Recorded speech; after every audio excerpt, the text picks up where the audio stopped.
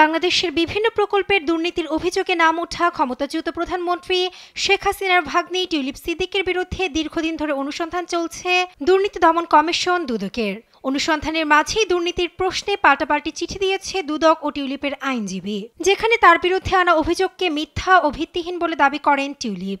পাল্টা জবাবে এক সংবাদ সম্মেলনে তার অভিযোগগুলো ভিত্তিহীন বলে উড়িয়ে দিয়েছেন দুদক চেয়ারম্যান মোহাম্মদ আব্দুল মোমেন। পাশাপাশি টিউলিপকে মামলা লড়ার জন্য স্বাগত জানান আব্দুল মোমেন।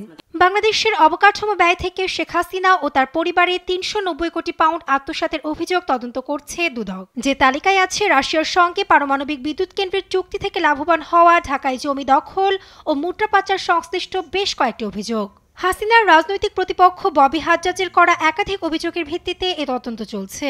এদিকে চিঠিতে টিউলিপের আইনজীবী স্টিফেনসন হারউইট জানান, শেখ হাসিনার ভাগ্নি কোনোভাবেই পারমাণবিক বিদ্যুৎ কেন্দ্র চুক্তিতে জড়িত ছিলেন না। সেই সঙ্গে রাষ্ট্রীয় সফরে পরিবারের সদস্যদের আমন্ত্রণ জানানো অস্বাভাবিক কিছু নয় বলেও চিঠিতে বলা হয়। লন্ডনের কিংস ক্রসের ফ্ল্যাটকাণ্ডের অভিযোগের বিষয়েও চিঠিতে এসেছে।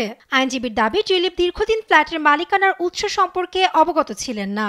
ওই ফ্ল্যাটটি ২০০৪ সালে পারিবারিক ঘনিষ্ঠ আব্দুল মোতালিফের কাছ থেকে পান বলেও দাবি করেন টিউলিপের আইনজীবী। জানুয়ারিতে যখন টিউলিপের দুর্নীতির অভিযোগ প্রথম সামনে আসে, তখন ঘটনা তদন্ত করে কিয়ার স্টারমারের নীতিশাস্ত্র বিষয়ক উপদেষ্টা স্যার লরি ম্যাগনাস।